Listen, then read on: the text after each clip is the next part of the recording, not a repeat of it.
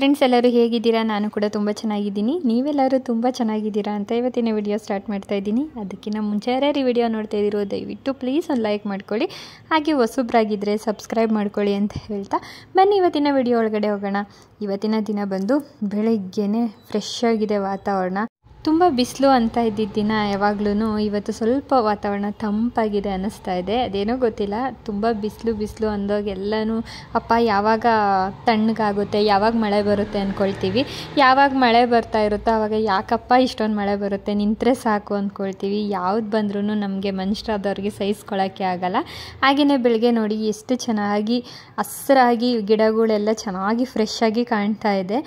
ಯಾವಾಗಲೂ ಅಷ್ಟೇ, ನಾವು ಗಿಡಗಳಿಗೆ ನೀರು ಹಾಕೋತೀವಲ್ಲ, ಬುಡಕ್ಕೆ ಎಷ್ಟು ಹಾಕ್ತೀವೋ ಅದೇ ಥರ ಎಲೆಗಳಿಗೆಲ್ಲ ಹಾಕಿದ್ರೆ ತುಂಬ ಫ್ರೆಶ್ ಆಗಿ ಕಾಣುತ್ತೆ ಮತ್ತು ತುಂಬ ಹೆಲ್ತಿಯಾಗೂ ಕೂಡ ಗಿಡಗಳು ಬೆಳೆಯುತ್ತೆ. ಈಗ ಒಳಗಡೆ ಬಂದು ಸ್ವಲ್ಪ ಫಿಶ್ ಟ್ಯಾಂಕಿಗೆ ಫುಡ್ಡೆಲ್ಲ ಹಾಕ್ತಾಯಿದ್ದೀನಿ. ಈ ಫಿಶ್ ಟ್ಯಾಂಕ್ ಲೈಟ್ ಬಂದು 3 ಟೈಪ್ಸ್ ಆಫ್ ಲೈಟ್ ಬರುತ್ತೆ, ಅಂದರೆ ಬೆಳಕು ಒಂಥರ ಡಿಸೈನಾಗಿ ಬರುತ್ತೆ.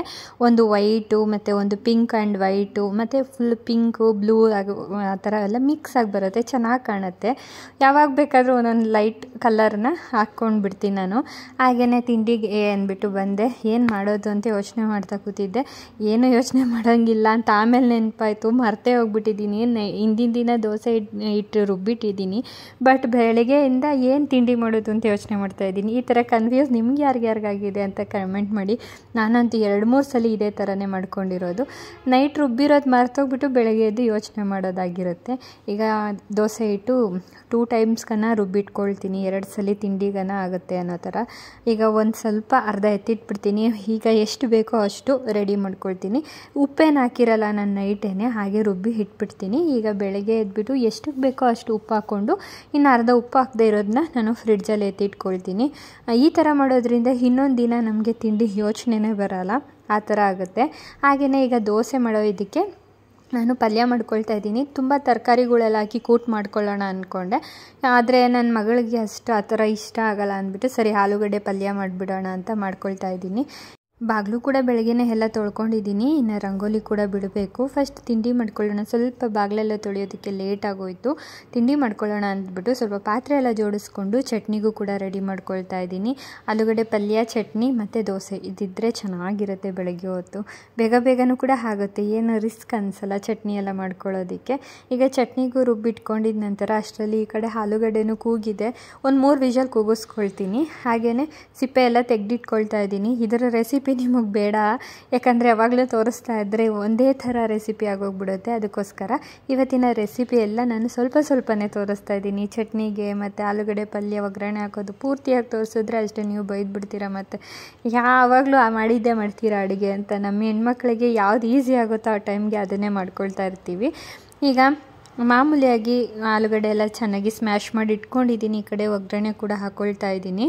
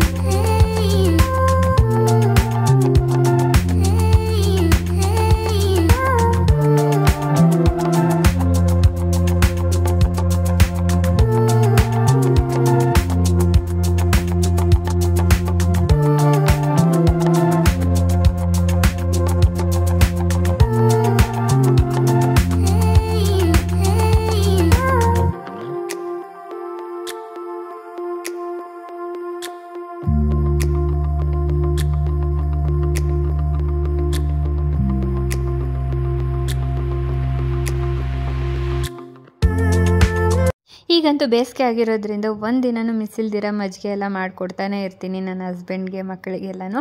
ಹಾಗೆ ಹುಡುಗರಿಗೆ ತಿಂಡಿ ಕೂಡ ರೆಡಿ ಆಯಿತು. ಅವ್ರನ್ನ ತಿನ್ನಿಸ್ಬಿಟ್ಟು ಸ್ಕೂಲ್ಗೆ ಕಳಿಸಿ ಪ್ಯಾಕಿಂಗ್ ಎಲ್ಲ ಮುಗಿಸ್ಬಿಟ್ಟು ಅವ್ರದ್ದು ಬಾಕ್ಸ್ ಎಲ್ಲ ಇವಾಗ ಸ್ವಲ್ಪ ಕಿಚನ್ ಕ್ಲೀನ್ ಮಾಡ್ಕೊಳ್ಳೋಣ ಅಂತ ಬಂದೆ.